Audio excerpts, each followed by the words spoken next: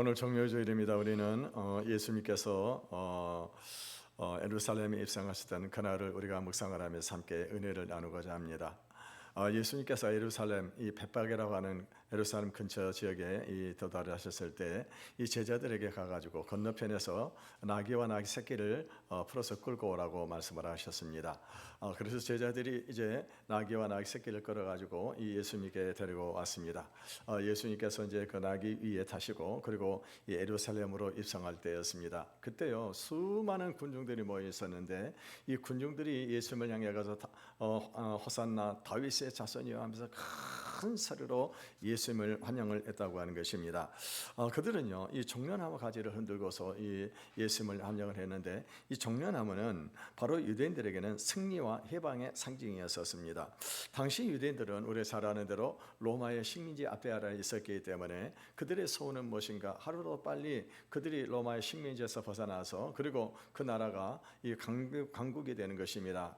그들은요 이 선지자들이 예언했던 메시아가 오게 되면은 바로 그들이 로마에서 압제에서 벗어나게 되고 그리고 강대국이 되고 경제 문제들이 해결되고 그들이 참된 자유를 얻을 것이라고 그렇게 기대를 하고 있었습니다.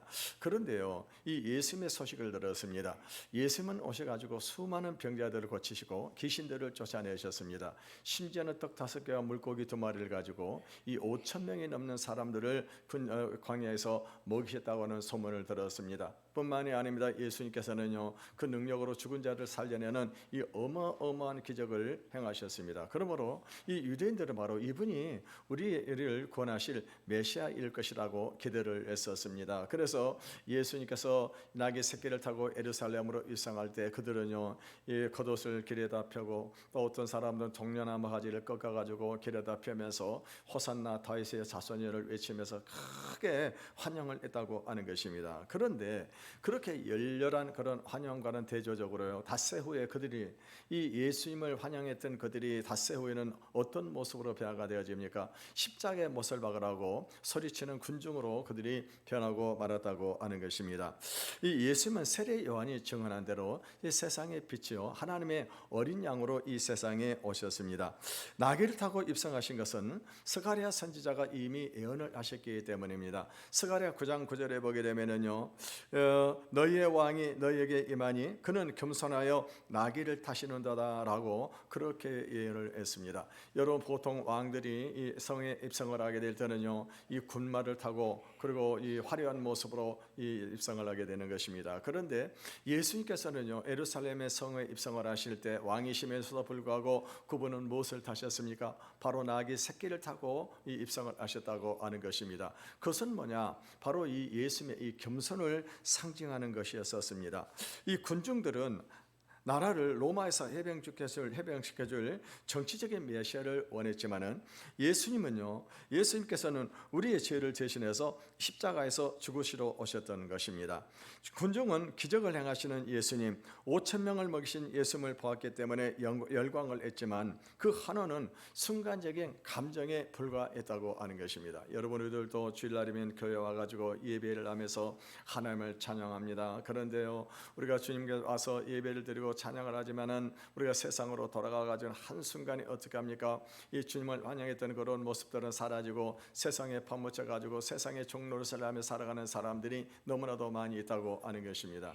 여러분 어떤 사람들은 주일날 이제 월요일날 출근해가지고 그래 직장에서 하는 일이 제대로 안 되고 그리고 스트레스를 받게 됩니다. 그러면은 직장의 동료들과 같이 어디로 가게 됩니까? 술자리로 가는 그런 사람들이 있다고 하는 것입니다. 그래가지고는 직장의 종들이 술을 마시면서 아니 너 예수 믿는 사람 아니냐? 라고 물어보는 것입니다. 왜냐하면 이 사람 주일날 교회 가는 것을 알고 있기 때문에.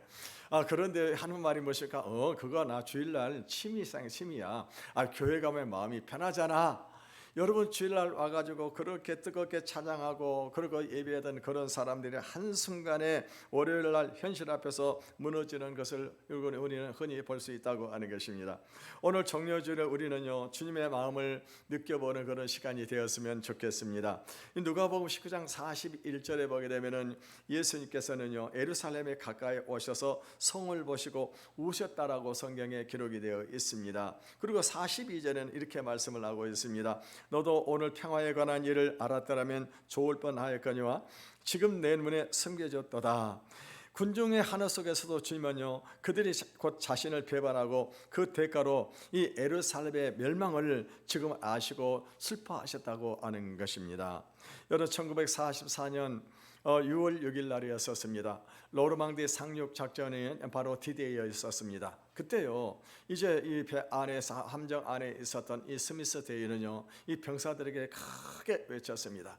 이제 우리의 승리는 우리의 것이다. 우리가 자유를 향해서 나아가자라고 크게 이 소리를 외쳤습니다. 그랬더니 병사들도 함께 함성을 질렀습니다. 그러면서 그들이요 즐겁게 이 노래를 불렀습니다. 그런데요, 현실은 어떻습니까? 그들이 이 오마하 비치에 이 상륙하는 그 순간에 현실은 너무나도 달랐다고 하는 것입니다.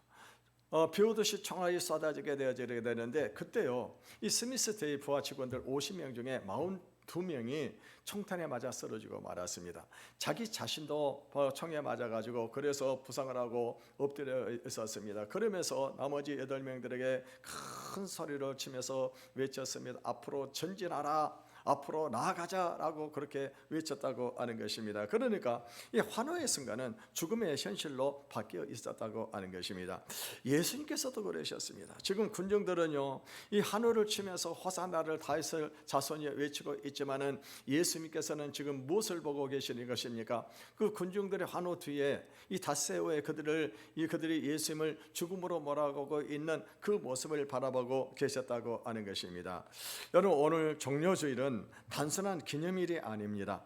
이 군중들의 환호 뒤에 있는 십자가의 고난이 기다리고 있었다고 하는 사실입니다. 우리는 지금 주님 앞에서 어떤 모습이 있는지 우리 자신들의 모습을 한번 이 점검을 해봤으면 좋겠습니다.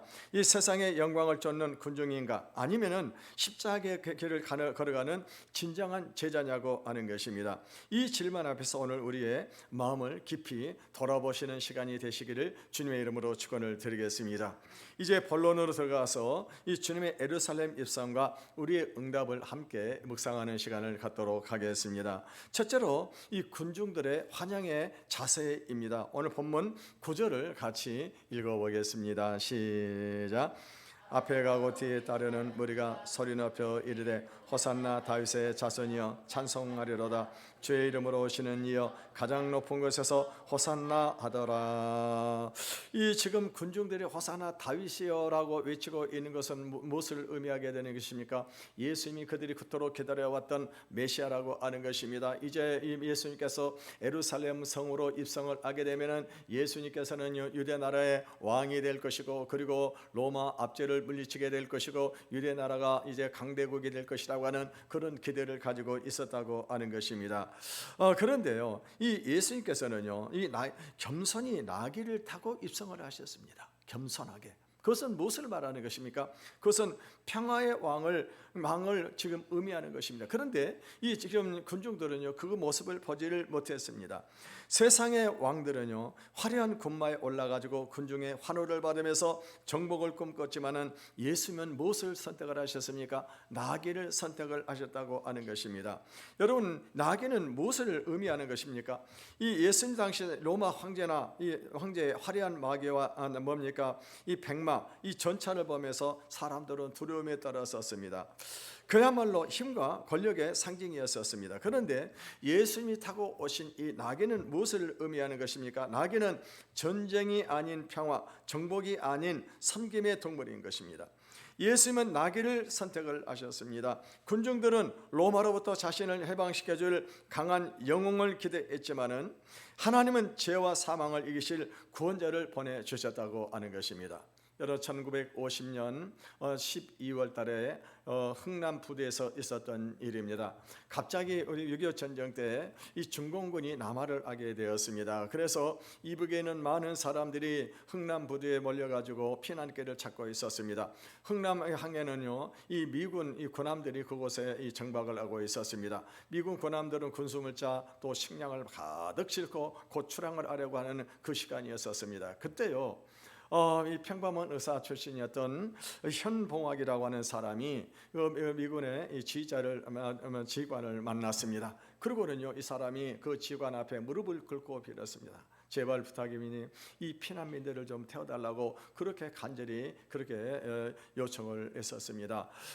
그는요 의사입니다. 존경받는 사람입니다. 그럼에도 불구하고요 자기 우리 동족을 위해서 그 미군 지휘관 앞에 무릎을 꿇고 그가 이렇게 빌었다고 하는 것입니다. 결국에는요 이제 이 군함들이 함에 실어놨던 그런 식량이나 군수물자를 전부 다 바다에 버리고 그리고 사람들을 태우기 시작을 했는데 그때 몇 명이 그 배에 타게 되느냐? 무려 14,000명이 그 군함에 타가지고 이 생명을 건질 수 있었다고 하는 것입니다. 이것을 사람들은 크리스마스 기적이라고 그렇게 얘기를 하고 있습니다. 그때 현봉학의 모습은요 그런 존경받는 그런 사람의 모습이 아니었었습니다. 의사의 모습이 아니었었습니다. 그는요 다른 사람들을 구하기 위해서 맨땅에 무릎을 꿇는 그런 비참한 그런 모습이었다고 하는 것입니다. 여러분 예수님도 마찬가지입니다. 군중은요 백마탄 왕을 기대를 했는데 주님은 나귀를 타고 오셨습니다. 환호 속에서도 묵묵히 십자가를 향해 걸어가셨습니다. 아무도 가려하지 않은 그 길, 제 사망의 진창길을 홀로 걸으시면서 우리를 구원의 자리로 이끌어 주셨습니다. 이 세상에 환원한 그런 백마가 아니라 묵묵히 험한 길을 걷는 나귀를 택하신 주님, 그 낮아심과 섬김의 사랑을 이 종려주일에 다시 한번 기억을 하시기를 바라겠습니다. 여기서 우리가 한 가지 생각해야 될 것은 이 군중들과 이 제자들의 이 태도라고 하는 것입니다. 이 군중들은 예수님을 다윗의 자손이라고 환호를 했지만은요, 이 환호는 겉으로 드러난 환호였을 뿐이라고 하는 것입니다. 이 제자들은 군중들은요 예수님의 겸손한 모습을 따르지 않았다고 하는 것입니다. 여러분 오늘도 우리가 교회에서 출석을 해가지고 찬양을 하면서 주님을 사랑합니다라고 고백을 하지만은요 아침 직장에 나가게 되면 어떻게 합니까? 이 상사가 어떤 하기 싫은 일을 시킨다거나 스트레스를 주게 되면은요 스트레스를 받고 그리고 가정에 와가지고는 가정을 섬기려고 하지를 않는다고 하는 것입니다. 여러분 입으로는 우리가 주님을 부르면서도 삶 속에서는 주님의 겸손을 외면하는 것, 그것이 바로 군중들의 모습이고 바로 오늘 우리의 모습이 아니지 우리가 생각을 해봐야 될 것입니다. 그렇다면 우리가 어떻게 해야 되냐고 하는 것입니다. 그렇다고 해서 우리가 거창한 그 일을 하는 것은 아닌 것입니다. 오늘 하루를 하루하루를 우리가 이렇게 생각을 해보시기를 바라겠습니다. 직장의 동료들과 아래 사람들 우리는 주님처럼 섬기는 것입니다. 상사에게 복종을 하게 하는 것입니다. 가정에 와서도 형제들과 그리고 또 자녀들의 잘못을 용서하는 것입니다. 그리고 이웃을 섬기는 그런 겸손한 모습으로 우리가 살아가겠다는 것입니다. 마르틴 루터 킹이 이야기입니다. 1963년도에 워싱턴 DC에는요 25만 명이나 되는 군중들이 군집을 했었습니다. 그거는 이 마르틴 루터가 설교를 하고 있을 때 그 설교를 듣기 위해서 썼습니다. 전국 방송국에서는요 이 마르틴 루터의 I have a dream, 나는 꿈을 가지고 있습니다라고 하는 그 설교를 듣고 있었습니다. 수많은 군중들이 그 설교를 듣고 환호를 했었습니다. 그 환호를 했는데 그리고 난 다음에 이 마르틴 루터 킹 목사님은 하루 아침에 흑인 인권 운동자가 되었습니다. 그런데요 그 연설이 끝난 직후에 상황이 달랐습니다. 이 백인의 이 구구 단체들의 살해 위협을 받게 되고 FBI에서는요 그의 동태를 계속해서 살피고 있었습니다. 그때요 사람들이 물었습니다. 아니 지금 경호원도 없이 사람들이 지금 죽이려고 하는데 왜 이렇게 혼자 다니십니까? 라고 그렇게 물었습니다. 그랬더니요 이 마르틴 루터가 했던 말이 무엇입니까? 예수님은 화려한 군대가 아닌 나귀를 타고 예루살렘에 입성을 하셨습니다. 저도 그분처럼 겸손히 십자가의 길을 걷겠습니다라고 그렇게 말을 했습니다.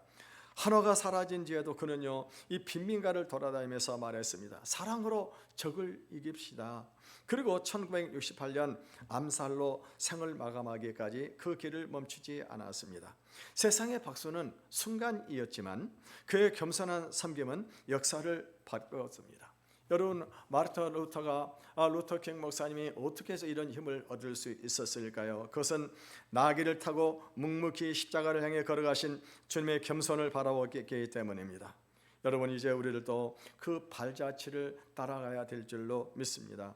군중들은 처음에 호산나를 외쳤지만 결국은 주님을 버렸습니다. 반면에 제자들은 두렵고 힘들었지만은 주님이 가신 그 발자취를 따라갔다고 하는 사실인 것입니다.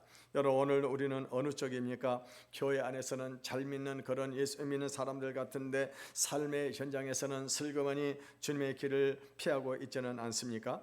이 십자가의 길이 너무 불편하고 손해보는 것 같아서 조금 더 편안하고 화려한 길을 선택하지 않고 있냐고 하는 것입니다. 그러므로 여러분, 오늘 고난주간에 우리는 다시 한번 주님의 이 종려주를 맞이해서 이 주님의 겸손을 따르는 그런 제자들이 되시기를 바라겠습니다. 우리의 삶의 현장에서 우리는 이제는 어떻게 합니까? 주님과 같이 겸손한 모습으로 다른 사람들을 섬기시길 바라겠습니다. 그래서 우리의 삶으로 예수 그리스도를 증거하는 증인들이 되시기를 주님의 이름으로 축원을 드리겠습니다. 이 두 번째로 이 예수님께서는요, 예루살렘을 향해 가시면서 성경에 보면은 우셨다라고 기록을 했습니다. 누가복음 19장 41절을 보게 되면은 가까이 오사 성을 보시고 우시며라고 말씀을 하고 있습니다. 예수님이 예루살렘에 입성을 하던 사람들, 수많은 사람들은 예수님을 향해 가지고 호산나를 외치면서 외침을 열렬하게 환영을 했습니다. 여러분, 우리가 이런 환영을 받게 되면 어떻게 할까요? 굉장히 기분이 돌고 아무 기분이 든 것 같은, 구름을 타고 하늘로 오른 것 같은 그런 기분이 들 것입니다. 그런데요, 그런 예수님의 환영을 속에서도 예수님은 우셨다고 그랬어요. 우셨다. 여기서 헬라어 단어 이 클라우도라고 하는 이 단어를 사용하고 있는데, 이 클라우도라고 하는 이 단어는 그냥 단순히 눈물을 짓는 것을 말하는 것이 아닌 것입니다. 이 클라우드는 어떤 의미를 가지고 있느냐? 그거는요, 장례식에서 큰 슬픔을 당해가 통곡을 하고 있는 그 울음을 이 클라우드라고 하는 거예요. 예수님께서는 그 열렬한 환영 속에서도요, 이 통곡의 눈물을 흘리지 않을 수 없었다고 하는 것입니다. 지금 사람들은 예수님을 반기면서 소리치고 있지만은 예수님이 그들이 곧 자신을 버리고 이 등을 돌릴 것을 알았습니다. 호산나를 외치던 저들이 이제 닷새 후에는 어떤 사람들로 변화가 되는 것입니까? 예수님을 십자가에 못 박으라고 소리를 지르는 그런 군중의 소리로 변하게 될 것을 예수님께서는 아셨다고 하는 것입니다. 여러분들, 사람들이 지금 바라보고 있는 구원은 무엇입니까? 로마의 식민지에서 벗어나는 것이었습니다. 그런데 하나님께서는요, 이 지금 무엇을 하고 계시는 것입니까?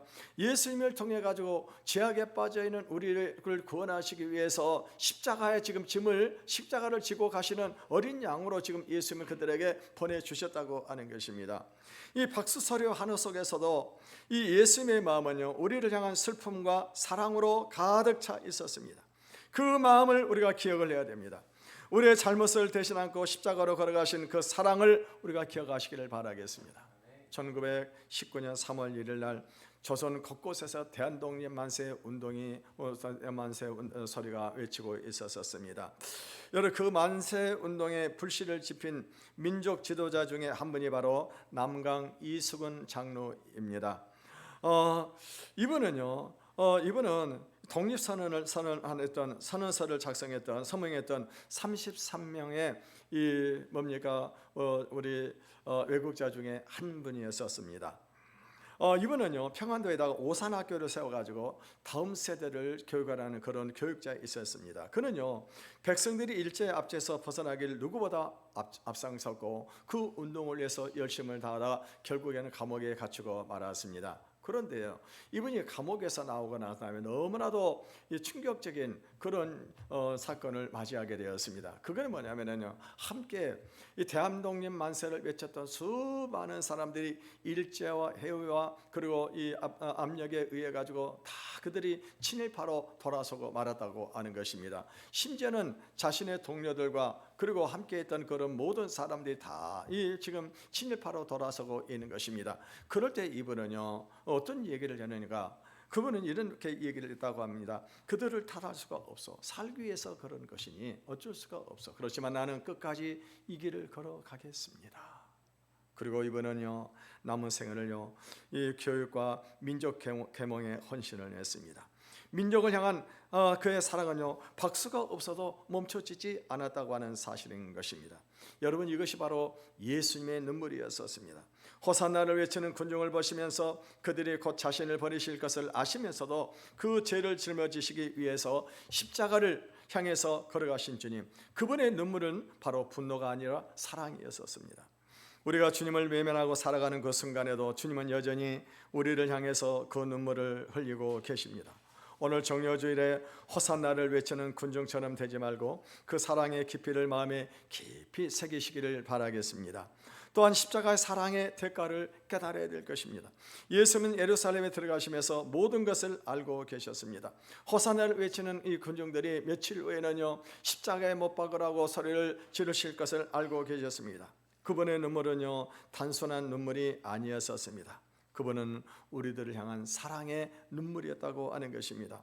우리들도 군중들처럼 직장에서 가정에서 우리는 얼마나 자주 주님을 외면하면서 살아가고 있습니까? 그런데도 주님은요, 우리를 향해서 눈물을 흘리고 계시다고 하는 사실인 것입니다. 그렇다면 우리는 어떤 삶의 태도를 가져야 되냐 하는 것입니다. 우리들도 호산나를 그냥 단순히 외칠 것만 있을 것이 아닌 우리의 삶의 현장에서 주님을 증언하시기를 바라겠습니다. 우리가 매일매일 삶 속에서 예수님이 나의 구원자이십니다, 이렇게 여러분 우리가 삶 속에서 고백하시기를 바라겠습니다. 이 디트리히 보네포 목사님의 이야기입니다. 1939년 독일 히틀러가 전쟁을 선포하게 될 때 독일의 모든 군중들은요, 하늘을 알면서 하이 히틀러를 외쳤었습니다. 그런데 그렇게 모든 독일 국민들이 환호를 하고 하이 히틀러를 외치는 그런 가운데서도 한 사람 눈물을 흘리는 사람이 있었습니다. 그 사람이 누구냐?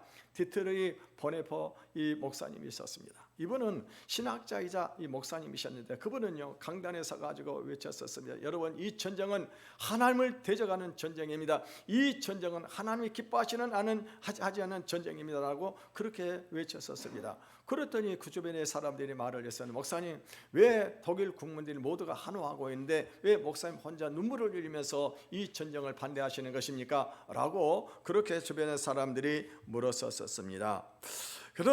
그런데 이 보네포는 이렇게 대답을 했습니다. 예수님도 군중의 환호 속에서도 우셨습니다. 그분은 십자가의 죽음과 예루살렘의 멸망을 보셨기 때문입니다. 나도 이 민족의 죄를 위해서 십자가를 지겠습니다. 그러면서 그분은 끝까지 이 전쟁을 반대했습니다. 그러다 결국에는 감옥에 갇혀가지고, 그래서 1945년 4월 전쟁이 끝나기 몇 주 전에 교수형으로 생을 마감을 했습니다. 세상의 환호를 따라가지 않고 주님의 눈물을 따라간 사람, 그가 바로 이 보네포였던 것입니다. 보네포는요, 군중의 박수 소리가 아니라 주님의 눈물을 보았습니다. 그 눈물이 그를 십자가의 길로 이끌었다고 하는 것입니다. 여러분, 오늘 우리들도 오늘 이 종려주일에 우리가 세상의 환호를 바라보기보다는요, 주님의 그 눈물을 기억하시기를 바라겠습니다. 그리고 주의 길에서 가감하게 돌아서시기를 바라겠습니다. 주님은 오늘도 우리를 위해서 눈물을 흘리고 계십니다. 보네포처럼 주님의 눈물을 기억하면서 십자가를 지고 가는 저와 여러분이 되시기를 바라겠습니다. 이제 우리가 응답을 해야 할 차례입니다. 호산나는 단순히 함성의 소리가 아닙니다. 우리를 구원하소서라고 하는 그런 의미를 가지고 있습니다. 다시 말하면은 살려달라고 하는 절규가 바로 이 호산나라고 하는 것입니다. 그러므로 이번 고난주간에 특별히 우리가 새벽 기도를 하게 될 때 여러분요, 함께 이 새벽 기도에 동참해 가지고 하나님, 우리를 구원해 주시옵소서, 우리를 살려 주옵소서, 우리 대한민국을 구원해 주옵소서, 우리 교회가 다시 회복이 일어날 수 있도록 은혜를 내려달라고 그렇게 기도하는 시간이 되기를 바라겠습니다. 여러분, 주님의 눈물의 진정한 의미를 아는 사람만이 진정한 호산나를 외칠 수 있을 것입니다. 이번 고난주간에 이 주님의 그 눈물을 마음에 깊이 새기고 십자가의 사랑에 감사하며 삶으로 헌신하는 그런 우리 삶이 되시기를 주님의 이름으로 축원을 드리겠습니다. 세 번째는요, 우리를 또 종려나무 가지처럼 헌신을 해야 될 줄로 믿습니다. 이 종려주일의 군중들은요, 지금 종려가지를 흔들고 또 어떤 사람들은 옷을 이렇게 바닥에 펴고, 그리고 종려가지를 길 바닥에다가 펴었습니다. 예수님께서는 나귀를 타시고 그리고 종려가지를 밟고 그리고 이 예루살렘으로 입성을 하셨습니다. 여러분, 땅바닥에 깔려져 있는 종려가지는 무엇을 의미하는 것입니까? 제 모든 것을 드립니다라고 하는 그런 의미를 가지고 있는 것입니다. 그렇다면은 여러분, 우리들도 나의 삶, 나의 시간, 나의 재물이 주님 앞에 놓인 이 종려가지가 되고 있는가를 우리가 살펴보아야 합니다. 먼저 이 정려가지의 진짜 의미를 우리가 알아야 됩니다. 이 유대인들은요, 정려가지를 승리의 상징으로 흔들고 있었습니다. 그런데 땅바닥에 깔린 이 정려가지는 무엇을 의미하는 것입니까? 그것은 섬김과 헌신의 제물이었다고 하는 것입니다. 그러므로 여러분, 우리가 오늘 교회 안에서 찬양하고 예배하면서 주님을 아무리 외쳐도 일상에서 주님께서 아무것도 드리는 것이 없다고 한다고 한다면 그 정려가지를 흔드는 군중과 다를 바가 없다고 하는 것입니다. 한 70대에 이 권사님의 간증을 들었었습니다. 이번은요, 남편과 40대에 남편과 이별을 했습니다. 그리고 30년 이상을 홀로 살면서 세 자녀들 키우고 계셨습니다. 그렇게 힘들게 인생을 살아가시면서도 불구하고 이번은요, 매일 새벽 기도를 빠지지 않았습니다. 교회 청소를 하고 그리고 성가대에서 봉사를 하는 그런 분이었었습니다. 그런데 오늘 이 정려주일날 내가 깨달은 것이 뭐냐? 내가 주님 앞에 내 삶을 드리는 것이 아무것도 없구나라고 이렇게 깨닫게 된 것입니다.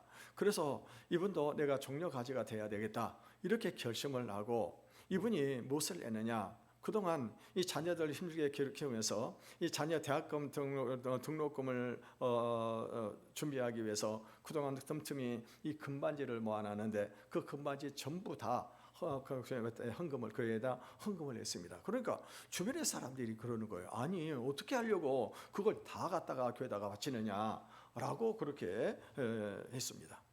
저희도 가지고 있는 금반지 다 없어졌습니다만 저도 교회에다 바쳤습니다만. 그런데 어떤 일이 벌어졌느냐? 그분이 그렇게 얘기했다고 하는 것입니다. 저도 이 정려가지가 되고 싶어서 그렇습니다. 정려가지처럼 주님 앞에 드리고 싶은 그런 마음이 있어서 이 금반지를 드립니다. 그런데 어떤 일이 생겼느냐? 자녀가 대학에 장학생으로 들어가게 된 것입니다. 그리고 4년 내내 장학금을 받고 그리고 이 졸업을 했다고 하는 것입니다. 여러분요, 우리 모두 자신의 소중한 것을 주님께 드리는 이 정려가지가 되실 수 있기를 바라겠습니다. 따라서 이 고난주간에 우리가 변화를 결단을 하실 수 있기를 바라겠습니다. 이 정려주일은 고난주간의 시작입니다. 군중은 환호로 끝나지만 우리는 십자가를 지고 따라가야 된다고 하는 것입니다. 19세기 중국의 선교사 허드슨 테일러를 잘 아실 것입니다. 이 허드슨 테일러는 1854년에 이 교회의 뜨거운 환호를 받고 그리고 중국에 당도하게 되었습니다. 그런데요, 여러분, 중국에 당도하다마다 현실은 너무나 달랐다고 하는 거예요. 당도하다마다 얼마 있지 않아 가지고 말라리아에 걸리고 말았습니다. 그래서 동료들이 전부 다 다시 고국으로 돌아가라고 그렇게 권면을 했습니다.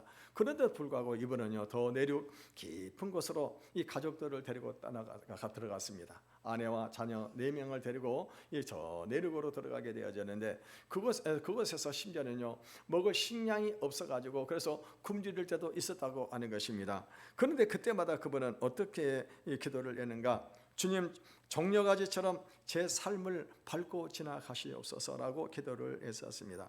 그 헌신의 결과 중국에서요, 무려 이분을 통해서 이 8만 명이나 되는 사람들이 세례를 받는 이 엄청난 부흥의 역사가 일어났다고 하는 사실입니다.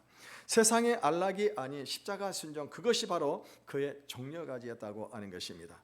여러분, 우리는 테일러 선교처럼 살 수는 없을 것입니다.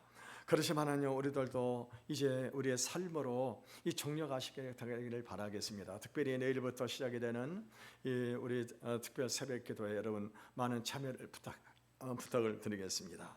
또 우리는요, 우리가 뭐 다른 것은 헌신할 수 없지만은 그럼에도 불구하고 우리도 온전히 11조를 주님 앞에 드리면 감사를 드리겠습니다. 그리고 주변 이웃을 섬겨야 되는 것입니다. 작은 것부터 우리가 시작을 할 때 그 헌신이 주님 앞에 놓여지는 그런 정려가지가 될 수 있다고 하는 사실입니다. 그리고 우리가 변화된 이 삶을 삶으로 주님을 증거하시기를 바라겠습니다.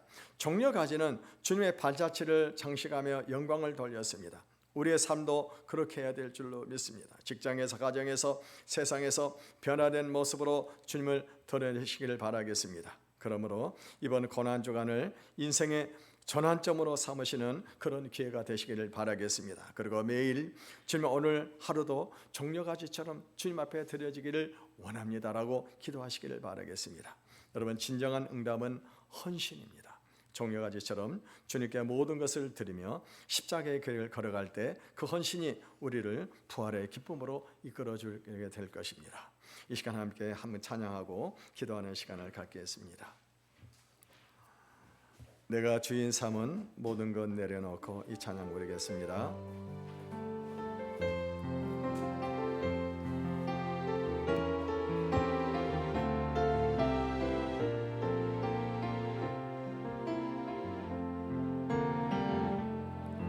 내가 주인 삼은 모든 것 내려놓고 내 주 대신 주 앞에 나가 내가 사랑했던 모든 것 내려놓고 주님만 사랑해. 내가 주인 삼은 모든 것 내려놓고 내 주 대신 주 앞에 나가 내가 사랑했던 모든 것 내려놓고 주님만 사랑해. 주 사랑 거친 풍랑에도 깊은 바다처럼 나를 잠잠케 해. 주 사랑 내 영혼의 반석 그 사랑이 주 사랑 내 영혼의 반석 주 사랑 거친 풍랑에도 깊은 바다처럼 나를 잠잠케 해. 주 사랑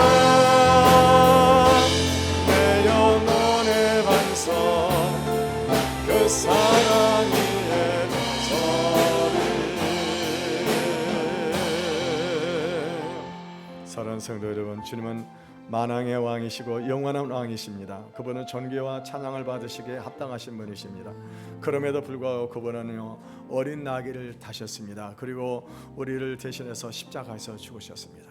그분은 우리의 영혼을 사랑하시고 눈물로 우셨습니다.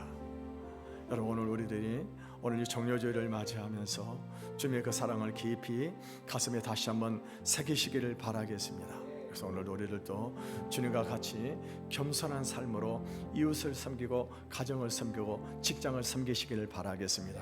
그 주님의 눈물이 우리 안에 있기를 바라겠습니다. 그래서 믿지 않는 우리 가족도 우리 주변의 영혼들을 바라면서 애통하는 마음이 우리 안에 일어나기를 바라겠습니다. 뿐만 아니라 우리들 자신들도 주님의 발 앞에 깔리는 이 정려 가지가 되시기를 바라겠습니다. 그래서 우리가 섬김과 헌신으로 하나님을 기쁘시게 하는 그런 삶을 살아가시길 바라겠습니다. 하나님, 이 시간 우리 이렇게 나올 때 하나님, 이 고난 주간을 말로 우리도 주님과 같이 겸손하게 하시고 멸망으로 향해 가고 있는 영혼들을 바라보며 애통하는 마음을 주시옵소서. 그리고 우리가 주님이 밟고 지나가는 종려가지가 되게 해달라고 우리 주의 일을 청하고 통성으로 기도하겠습니다.